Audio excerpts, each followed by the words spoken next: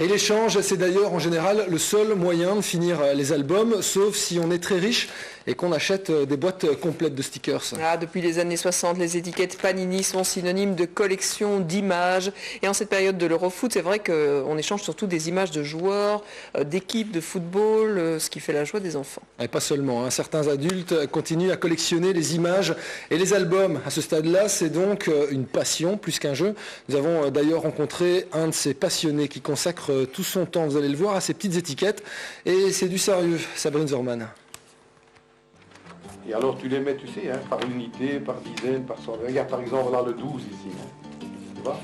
Cet après-midi, chez Gilbert, on colle les étiquettes de foot de l'Euro 2008. Un moment important qu'il faut bien réaliser avec précision. Là, pardon.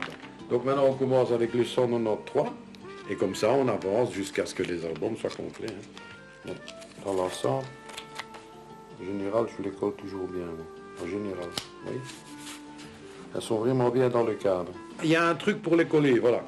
Il faut le mettre en principe, toujours, il faut détacher un coin. Donc, on détache le premier coin.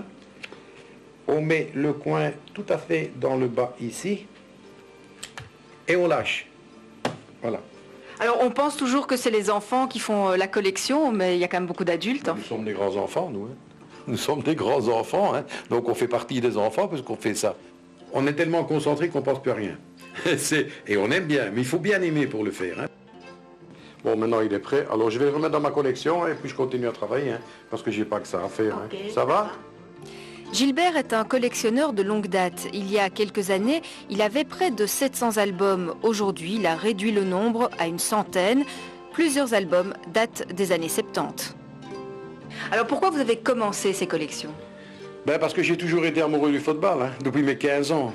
Et alors j'ai commencé à faire des collections, à collectionner les statistiques, à m'intéresser à certains championnats plutôt qu'à d'autres, à suivre les Coupes d'Europe, la Coupe du Monde, l'Euro, ben, sans arrêter du matin au soir.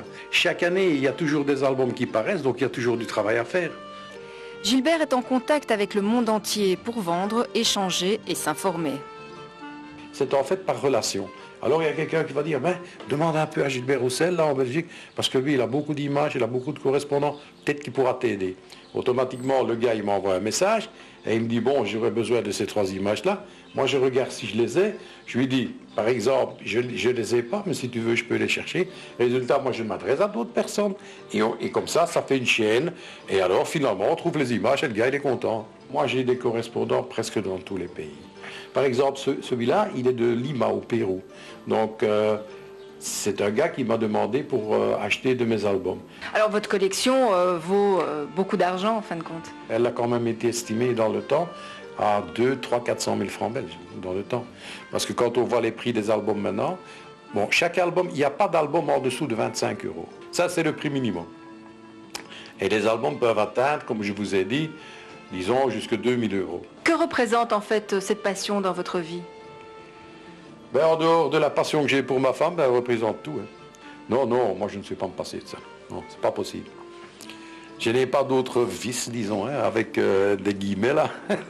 Non, mais automatiquement, je ne sais pas. Ton album est réparé.